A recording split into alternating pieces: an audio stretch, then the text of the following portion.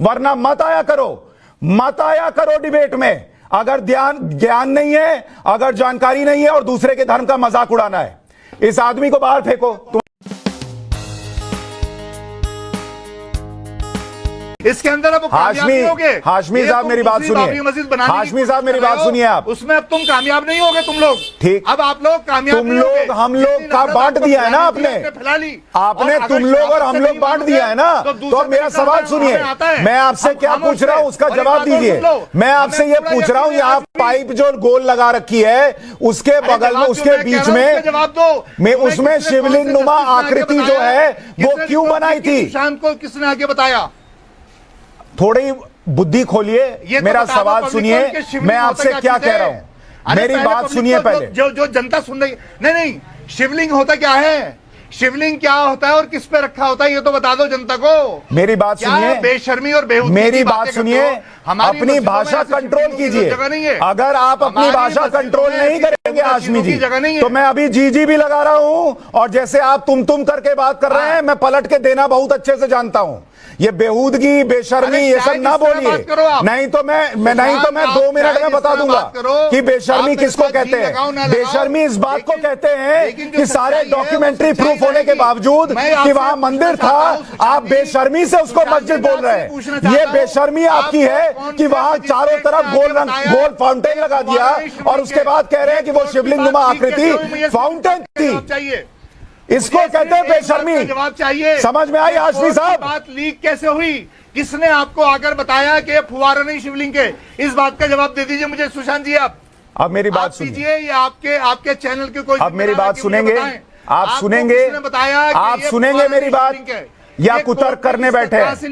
आप मेरी बात सुनेंगे या कुतर्क करने बैठे? बताइए आप। मैं आपसे ये कह रहा हूं कि जब मैं आपसे ये कह रहा हूं और आपसे ये पूछ रहा हूं कि अगर ये गोल आकृति फव्वारे के लिए वहां लगाई गई थी, तो वो शिवलिंग नुमा आकृति साथ में क्यों बनी थी? जब ये प्रश्न पूछ रहा हूं तो इसका मतलब ये है ना कि मैं अपना वर्डिक्ट नहीं दे रहा हूं कि वो शिवलिंग ही है। दोस्त, ये भी लगाया जाता है, ये अच्छा ठीक, ये भी लगाया जाता है। मुझे बताइए, दिखा रहे थे ना अपनी, मुझे ये बताइए, पाइप, ठीक, पाइप, अरे भाई ये पाइप भी लगाया जाता है, इसी के जरिए पानी जाता है फुवारे में। आपको मालूम नहीं फुवारे की साइंस? आप किसी आर्किटेक्ट को पकड़ो, किसी इंजीनियर को पकड़ो, वो आपको बताएगा कि फुवारे के अंदर जो पानी सर्कुलेट किया जाता है, वो जो पाइप दिखाया गया है उसी पाइप के जरिए किया जाता है। हाशमी जी, और आपके पैनल के अंदर ये बहुत तालीम याफ्ता, बहुत एजुकेटेड हाशमी जी, हाशमी जी, आपको बता देंगे। फिर अब आप रुकिए, दूसरों की तालीम पे फिर आप जा रहे हैं। मैं आपको ये दूसरी वार्निंग दे रहा हूं, मैं एकदम पलट के देता हूं सर, और बहुत तीखा देता हूं, मैं बहुत तीखा देता हूं, मैं एकदम बता दे रहा हूं, थोड़ा सब पे कंट्रोल से चलिए। मैं आपसे ये कह रहा हूं कि ये गोल पाइप नुमा आकृति लगी है फव्वारे के लिए, वो मैं मान रहा हूं, पर मुझे ये बताइए कि ये गोल पाइप नुमा आकृति फव्वारे में मैंने भी देखी, आपने भी देखी होगी, बीच में जो आकृति दिख रही है वो भी आपने भी देखी होगी, मैंने भी देखी होगी, लेकिन उस आकृति के नीचे, बीच वाली आकृति के नीचे शिवलिंग नुमा आकृति आपने किसी मस्जिद के फव्वारे में देखी है?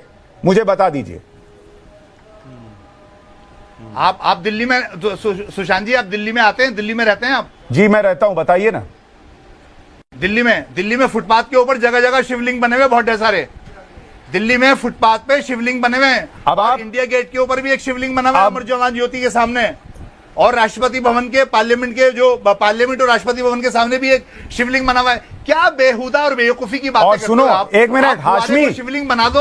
हेलो हाशमी, अरे भाई, हेलो मेरे हाशमी, सुनो, मैं तुमको अभी डिबेट से इसलिए निकाल रहा हूं क्योंकि अगर कोई और होता तो तुम जैसे मजाक उड़ा रहे हो शिवलिंग का, तुम्हें तुरंत पलट के जवाब देता और तुम नुपुर शर्मा की तरह कहते रह जाते सर तन से जुदा और फलाने से जुदा। ऐसा जवाब दे सकता हूं कि तुमको बर्दाश्त नहीं होगा, लेकिन मैं तुम्हें डिबेट से निकाल रहा हूं क्योंकि तुम शिवलिंग का मजाक उड़ा रहे हो। तुम शिवलिंग का मजाक उड़ा रहे हो, इसलिए तुम्हें डिबेट से निकाल रहा हूं। तुम निहायती बेहुदा और बेशरम आदमी हो। इसको बाहर करो, बाहर करो इस आदमी को। Get out, get out.